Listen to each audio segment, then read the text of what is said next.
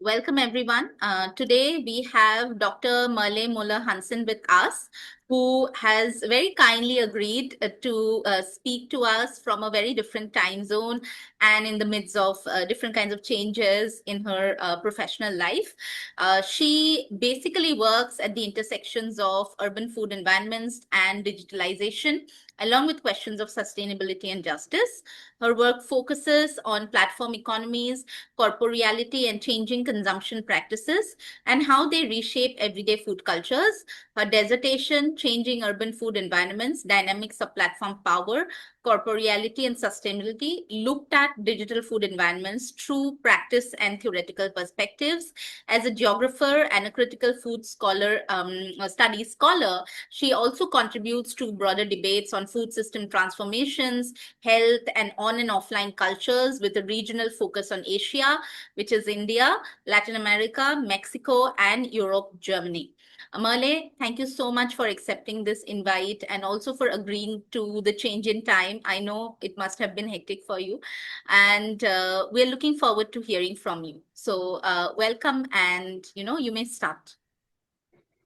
Hi, everyone, and a warm welcome from my side as well. Thank you for being here together in this online space. I'm very grateful for this platform and to share a little sneak peek of my upcoming book based on my thesis publication, which will be in the Routledge Critical Food Studies series.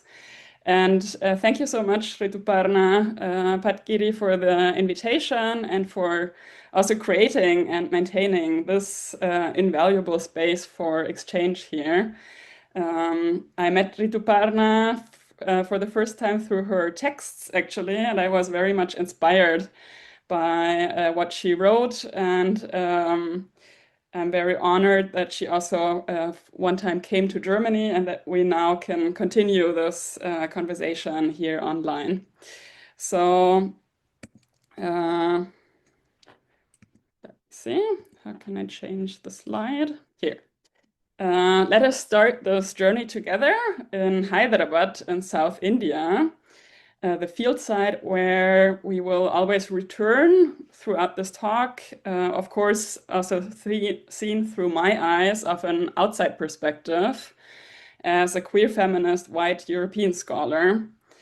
This photograph shows high-tech city or Cyberabad, a major digital hub on the outskirts of the mega city Hyderabad, often called the Silicon Valley of India now.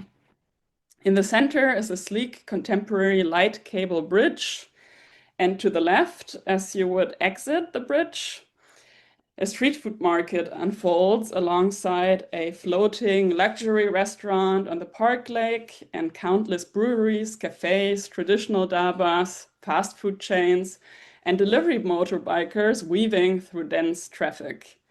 These images hint at the diverse lives of expanding middle classes in India.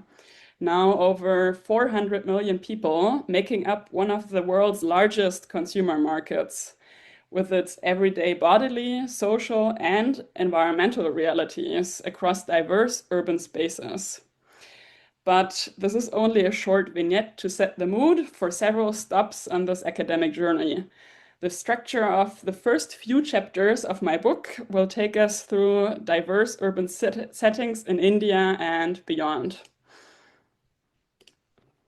With urban food environments in the digital area, I introduce the book. So here's a concise overview of the book's framing. The problem I address is that of critical syndemics as defined by Merle Singer in 2009 and applied to the malnutrition syndemic by Boyd Swinburne in his 2019 Eat Lancet report. I analyzed this through the concept of food environments, which are the interfaces between food systems and individual food consumption. Urban food environments, in particularly, are changing very rapidly, and the science is only beginning to grasp their demographic and digital dynamics. I hold this against the theoretical backdrop of food consumption practices. This perspective helps to understand recursive relationships between food procurement, preparation, and incorporation. So my research questions focus on how digitalization transforms urban food environments, how these environments inscribe themselves into consumers' bodies, and how diet-related health and sustainability varies. And also within this complex, what specific role food platform economies play. The cities I selected to explore these questions are located in different world regions and rank particularly high in the prevalence of the malnutrition syndemic, in the diversity of available cuisines, and in the national digital cultural innovation influence. With a focus on cities in the global south, I shift attention to particularly understudied urban food environments. Empirically, the thesis or this book builds on both qualitative and quantitative research in Hyderabad in South India, complemented by qualitative mixed methods work in Chandigarh in North India and in New Delhi, the Indian capital, as well as Merida in the United Mexican States. And this is complemented by comparative digital ethnographic research in Berlin, in Germany, and Los Angeles, better known as Los Angeles in the United States of America. This provides a global north contrast and helps to illuminate the translocal dynamics of digitalized urban food environments. At times, my research focuses not on continuities, but on the context-specific facets that are not directly comparable across locations. So my research draws on mixed methods, as I said, and this wouldn't have been possible without the collaborative efforts of the project NutriAid, which was financed by the Ministry of Nutrition, Agriculture, and Regional Identity of Germany, and it was carried particularly by the ICMR, National Institute of Nutrition in India. And here my heartfelt thanks go to the team at the NIN in Hyderabad. Just to explain a little bit more about the framing, the critical syndemics framing, and the malnutrition syndemics in particular, a syndemic itself is more than just 2 or 3 health problems happening at the same time. It describes interacting epidemics that are made worse by digital inequalities and power relations. In other words, it's about how diseases cluster together because of the ways societies are organized. Building on this, Boyd Swinburne and colleagues in the 2019 Eat Lancet report conceptualize the malnutrition syndemic. They argue that we are now facing a triple burden of malnutrition: persisting undernutrition, rising obesity, and widespread micronutrient deficiency. Crucially, these forms of malnutrition co-evolve with social inequalities and climate change. The same systems that make unhealthy diets cheap and convenient often deepen inequality and contribute to environmental degradation. This syndemic framing opens up the broader relevance of this work. It means that the empirical studies I present are not just about individual diets or preferences, but about entangled dynamics of health, justice, and sustainability in urban food environments. Let's look at some key thinkers in social practice theory, which is the main theoretical approach that I operationalize. Pierre Bourdieu understood practices as the product of habitus, capital, and field, highlighting how our embodied dispositions produce social distinctions. Theodor Schatzky conceptualizes the site of the social as bundles of practices interconnected with material arrangements. He introduces teleoaffective structures or alignments of feelings, sayings, and doings, which orient practices toward particular ends, often guided by social norms. And then the two newer thinkers here, Alan Ward and Daniel Welch, look at consumption and macro level praxeological change, which allows us to understand also the framings of teleoaffective regimes. So Daniel Welch particularly extends practice theory to those macro framings. Also, it's important to note that, of course, social practice theory has historically been dominated by European male scholars, but there are emerging post-colonial and feminist voices like Shalini Randera, Ananya Roy, Elizabeth Schaff, and Riti Lukos, who critique, expand, and apply practice theory in more inclusive ways, bringing attention to diverse urban, cultural, and gendered contexts. Just briefly about food environments, since this is a newer concept, until the 2010s, there were few approaches that could understand food and agricultural systems together. It wasn't until 2013 that Boyd Swinburne and colleagues came up with the first comprehensive framework that brought the agri-food system and food consumption perspectives together. Now the most widely used definition is that of the high-level panel of experts of the United Nations, who provided a definition in 2017. Further important contributions come from Granheim and colleagues on digital food environments and regional approaches, particularly by Konapur and colleagues to the rural and peri-urban Indian context. Here are some models which conceptualize food environments, but actually in my book, I use food environments as one of the structural through lines in an applied way that is inspired by Anidita Datta's concept of periscoping. So the idea is simple. To put together joint theoretical, conceptual, and methodological instruments that function like a periscope and can be attuned to different scales and dimensions of urban life, from quiet resistances to larger dynamics of socio-technological interactions.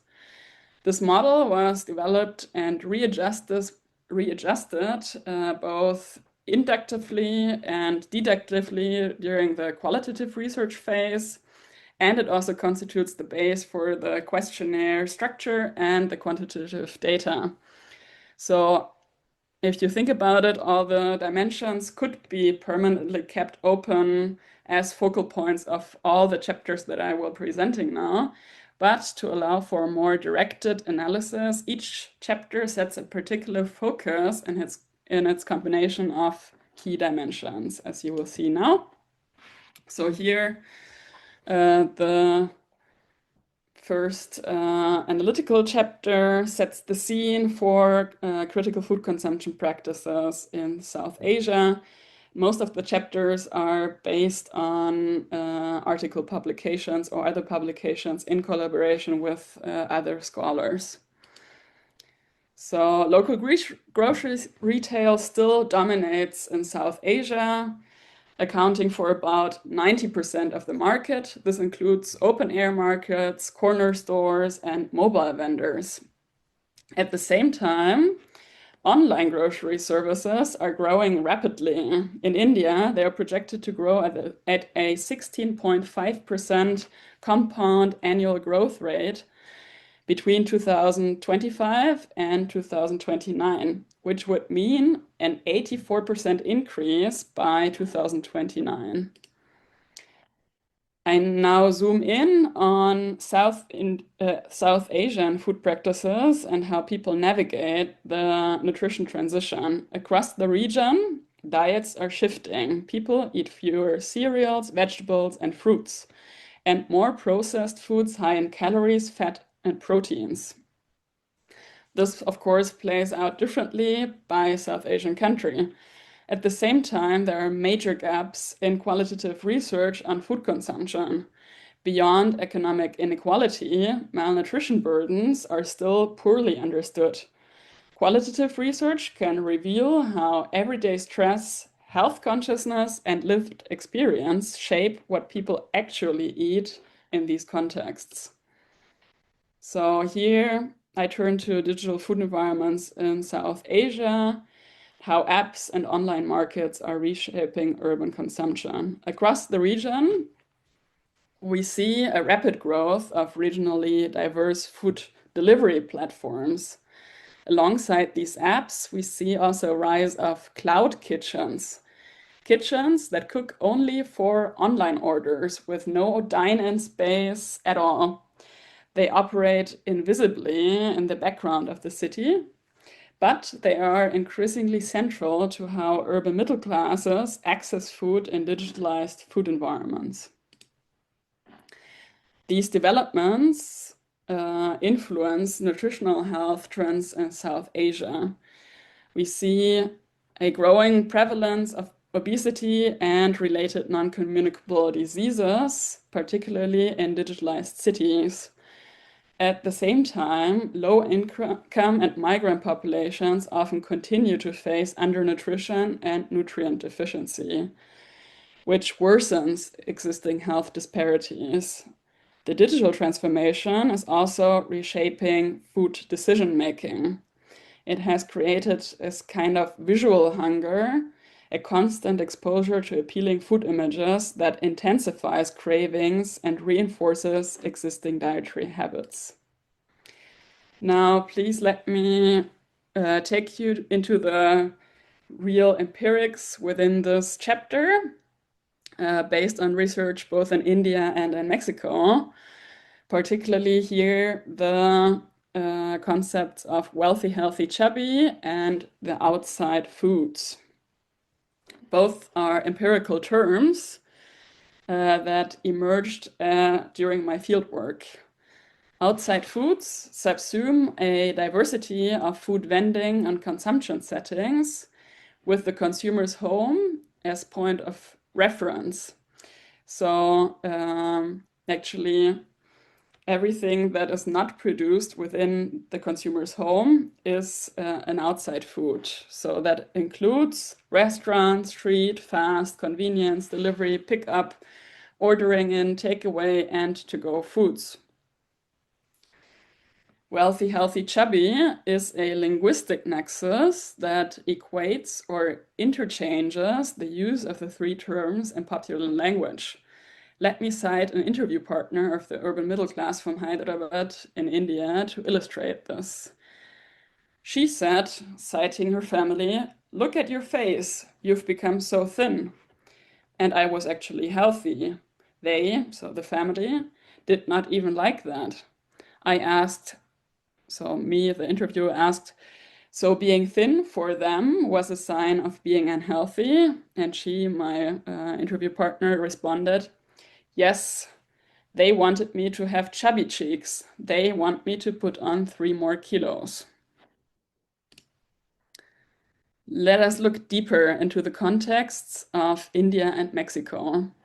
Herein, I conceive of outside foods and the wealthy, healthy, chubby nexus as two contradicting teleoaffective formations that lead to intergenerational friction over dietary and bodily ideals.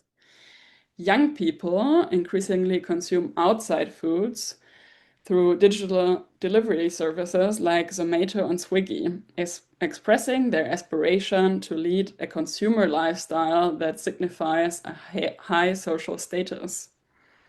Older generations tend to express their wealth and health by way of physical chubbiness. They are less susceptible to digital marketing and have high barriers in using, or higher barriers in using, digital food platforms.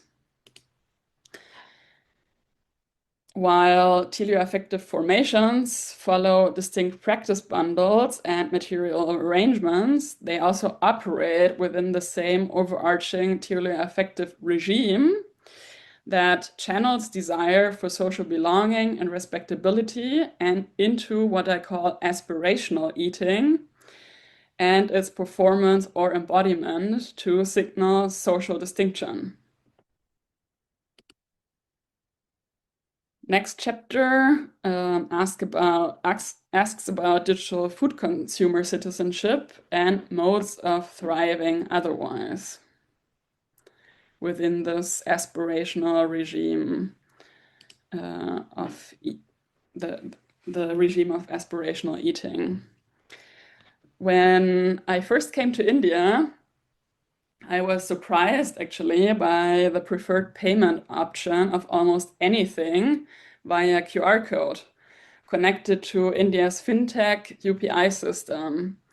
Particularly the UPI sound boxes and the social media trend of dancing on the payment sounds caught my attention, as these technologies are far more digitalized compared to what we have in Germany and separate from systems such as Visa, MasterCard, and PayPal. Let me see whether they... पर 50 रुपए प्राप्त हुए।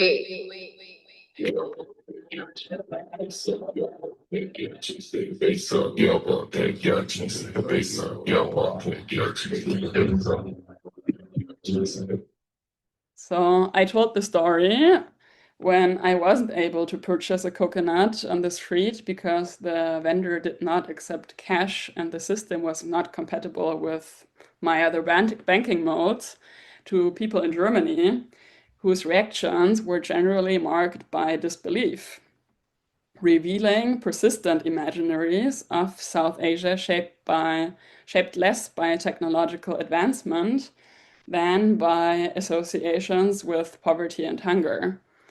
This led me to examine Indian digital food culture from a post-colonial perspective, enmeshed with intersectional and queer feminist insights on counter spaces and subaltern agency.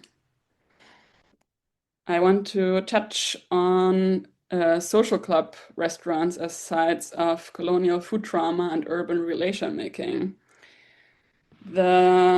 Take the example of the Wellington Sports Club in Mumbai. It was the first social club to open to both British and Indian elites in the 1920s. Clubs like this have long served Anglo-Indian cuisine in members-only spaces, and such memberships are described as key to social, political, and economic relation making in almost every decently sized town in India. So this brings me to a broader questions. Are internationally available foods, particularly packaged items like Coca-Cola, Maggi noodles, or Lay's chips, products that are widely available and accessible due to long shelf life, small package sizes, and strong digital promotion inherently bad? There is no doubt that these products have a clear neoliberal edge and are largely unsustainable. At the same time, they carry multiple cultural layers and offer low barriers of entry into imagined global urban lifestyles. In this sense, what I call outside foods can offer a form of community beyond nation states. Food cultures mediated through Instagram, YouTube, Facebook, online TV, and podcasts spur desires to be part of global middle classes and imagine consumer citizen social groups. Eating these foods can become a kind of aspirational eating, a way to be seen, loved, and accepted as a consumer citizen in overlapping, partly converging global modernities. But within this dynamic lies the imminent danger of a technology business-led disruptive innovation myth. Here, not only consumption, but digital hyperconsumption becomes the credo. The purchase and intake of ingredients that are neither essential nor deliberately sought out, like an extra large discounted fast food order that appears too good to resist.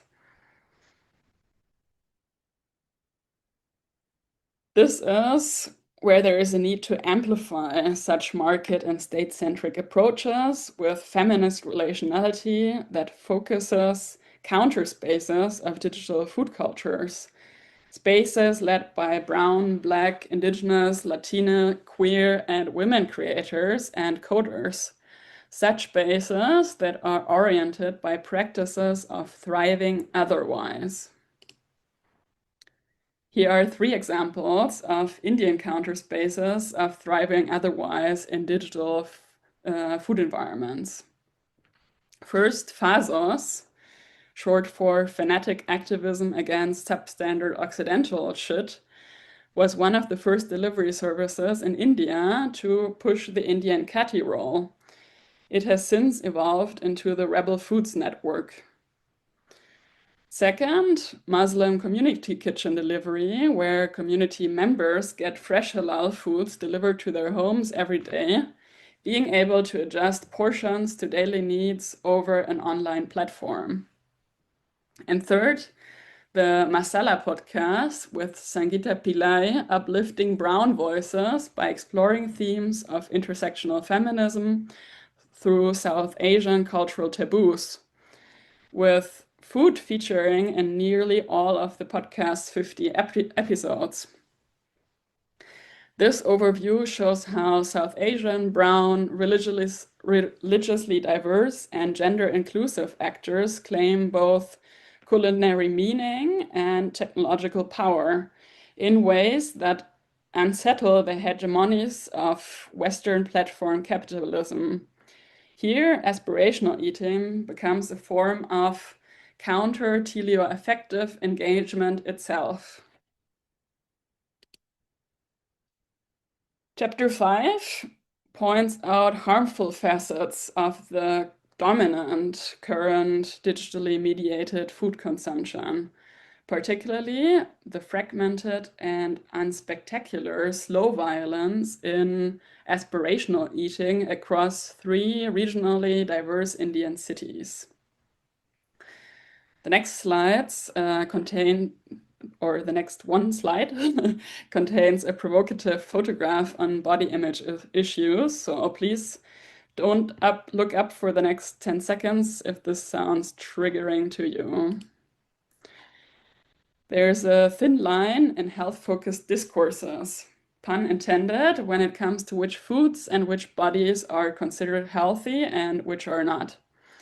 Beyond health discourses, there is our corporeality, our very own perception of our body that is impregnated by the foods that co-act in making up our bodily matter. However, the signals that our body is sending us about foods seem to be often overridden. Many factors come into play in overriding bodily signals about foods. But one that seems to be particularly salient today is digital media, particularly apps that portray bodies and foods and apps for tracking foods and physical movement. I understand these dynamics as slow violence, particular forms of mundane violence in the digital everyday. Digital geographies of mundane violence contribute to this conversation.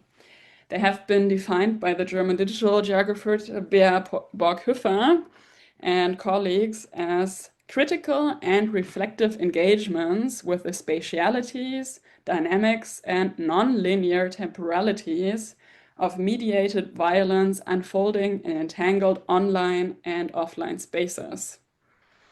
So, slow violence can be understood as mundane violence that is particularly unspectacular, dispersed, and incremental, and therefore mostly hidden from the public eye. I distinguish between slow violence and 3 different registers of aspirational eating in digital food environments.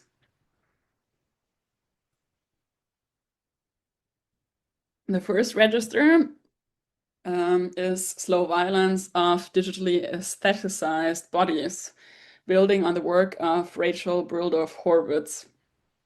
The second register is slow violence of platform hierarchized food care, building on the work of Maria Puig de la Bella Casa. And the third register is slow violence of algorithmically curated outside foods, building on the work of the original or one of the original thinkers of slow violence, Rob Nixon, and his notion of toxic harms, which I relate to market dynamics of ultra-processed foods.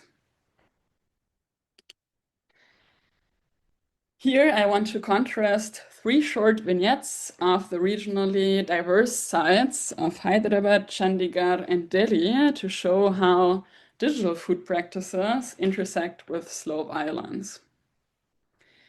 In New Delhi, influencers collaborate with businesses to circulate digital aesthetics and technologies of self-surveillance.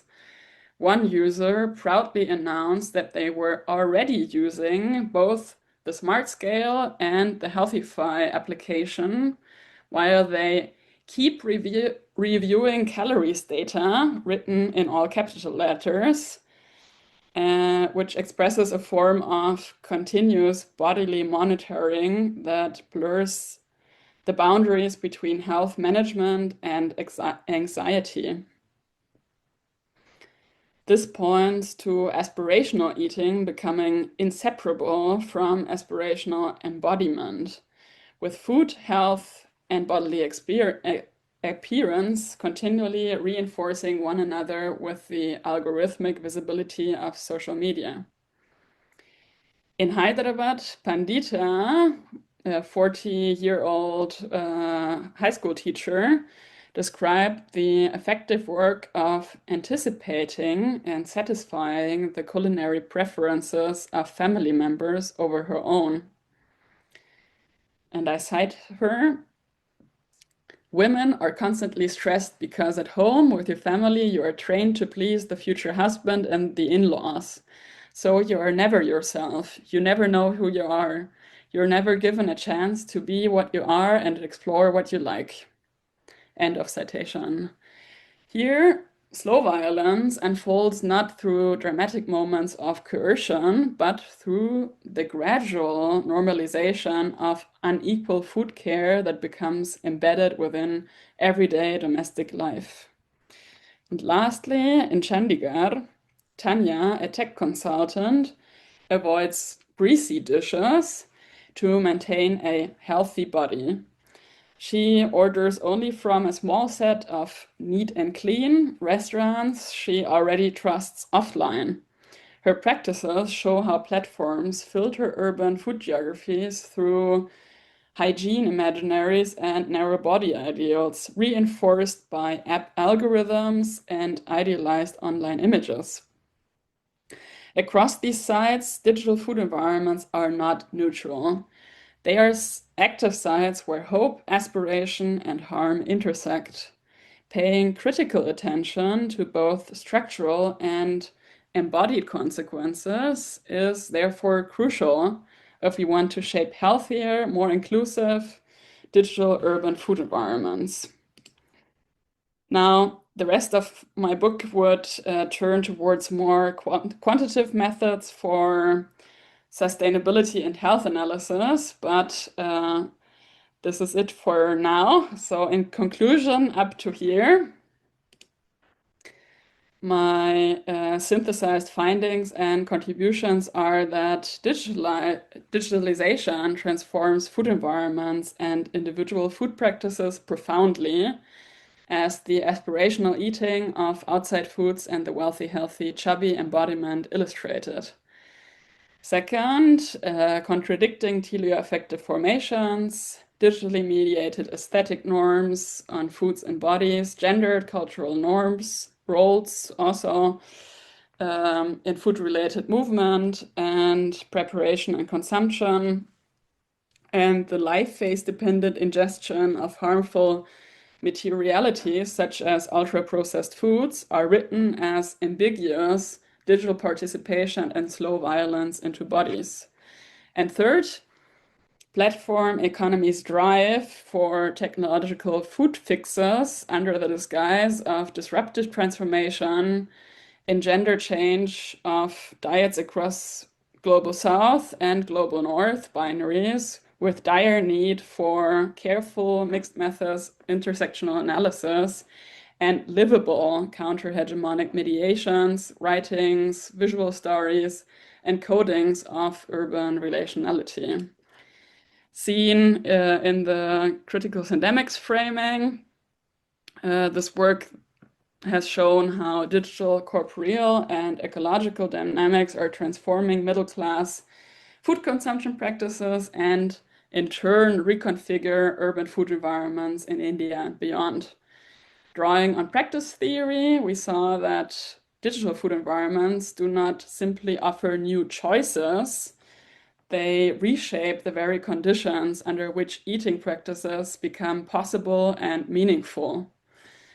Bodies emerge as central syndemic sites across cases. People's body registered weight changes, digestive discomfort, food guilt, fitness regimes, and aspirational pressures, deeply entangled with new food sourcing practices, altered time-space patterns of eating, and social comparison via digital media. So these findings highlight overlapping vulnerabilities. The undernutrition, obesity, nutrient deficiencies, and ecological degradation do not occur in isolation, but they are structurally interwoven, especially under conditions of urban social inequality and intersectional power. Solutions to one crisis can also exacerbate others. For example, platform diets that ease care burdens or mobility constraints can simultaneously increase obesity risks and carbon footprints. So overall, the book traces forms of slow, uneven violence in digital food environments, through algorithmic systems which normalize harmful aspirational ideas, obscure labor and care, and reproduce inequality. In some, rather than locating malnutrition in individual behavior, this foregrounds the co-constitution of food, bodies, technology, ecology, and inequality in urban life and brings critical syndemics into dialogue with practice theory and food environment research. So for this sneak preview, I want to leave it here and invite you to stay attentive for the book release. Thank you very much for your attention. I look forward to your questions and comments. Thank you so much, Merle. I must say that I'm really excited to read your book, and perhaps I am going to be one of the first readers. I think I have dibs on that. Thank you so much for taking us through your work and also talking about your field and the digital and food in a very conceptual, theoretical way. I think I mentioned it in the beginning also. For a lot of young people, they're interested in working on food and digital. I receive a lot of interest, but most of them are unable to conceptualize it. At least I think for them, your book is going to be really, really helpful to think about something which is emerging in a very academic way.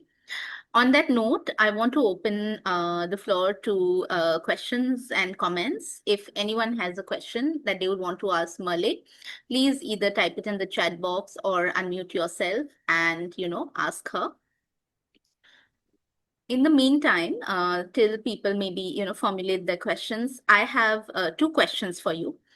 One is that you're talking about urban food environments. So maybe perhaps share a little bit about why the urban is important and, why you are not talking about rural or semi-urban areas. And the second is your work is centered around digital and food.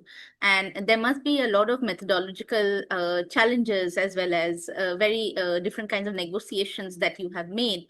So if you could share a little bit of light on that, especially because your work is in, diverse geographical context and you belong to a particular, kind of nationality and positionality.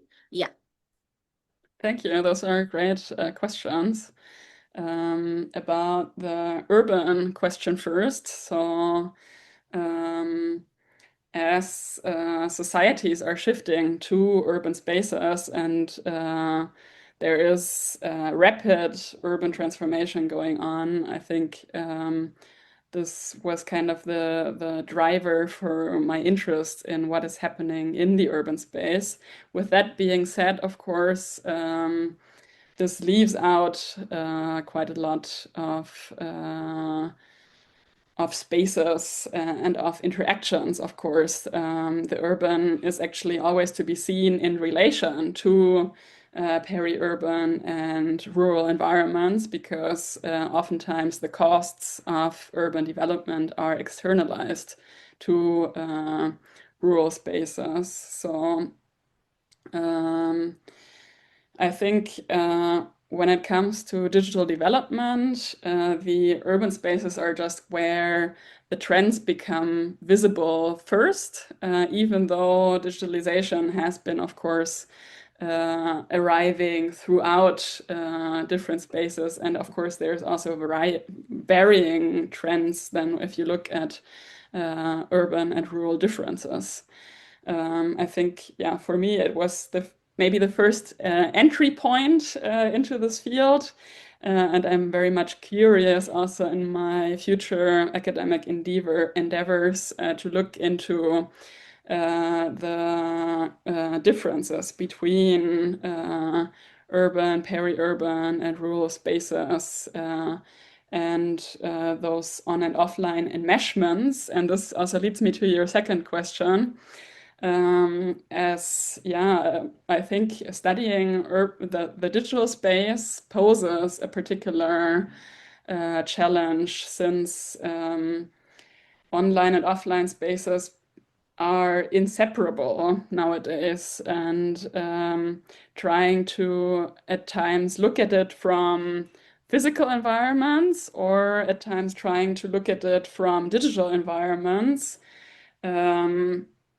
Always, as scholars, just gives us a partial perspective of the whole picture, and I think it's kind of necessary to find methodological approaches that help us combine both perspectives, and for that we need to have a very clear object. We need to define very clearly what we want to study so we can approach it from both online and offline spaces and look at how exactly those entanglements unfold.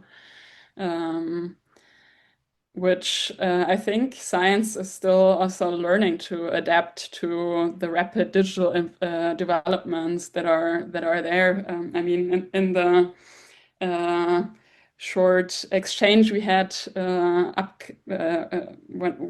introducing this talk here, you mentioned the AI world developing, and young people, of course, now also for nutrition turn to AI and ask about nutrition plans over AI, which then poses new challenges not only to like certain kinds of misinformation that might be circulating in the internet, but also supposedly personalized nutrition plans through AI systems that reconfigure this whole discussion also. So there's always new things going on, and I think it's very worthwhile to look into the new methodologies in internet-based research that help us approach such new developments. Thank you. There's a comment for you that this is from Samiksha, one of our PhD students and part of this research committee, who says that she really enjoyed the lecture and has gotten a lot of new ideas related to urban food studies and digital food studies. Thank you, Samiksha. So, is there any other question that anyone would like to ask Dr. Merle? Okay, no other questions or comments. Thank you so much. This was actually quite interesting for me to listen. I learned a lot, and I'm sure that once it's uploaded, when people, listen to you and finally read your book, we will be able to make sense of digital food environments in urban areas much better. Thank you once again, Merle, for very kindly, taking time out to do this. Thank you for having me. It's such an honor to be here. Yes, everyone should read her book once it's out.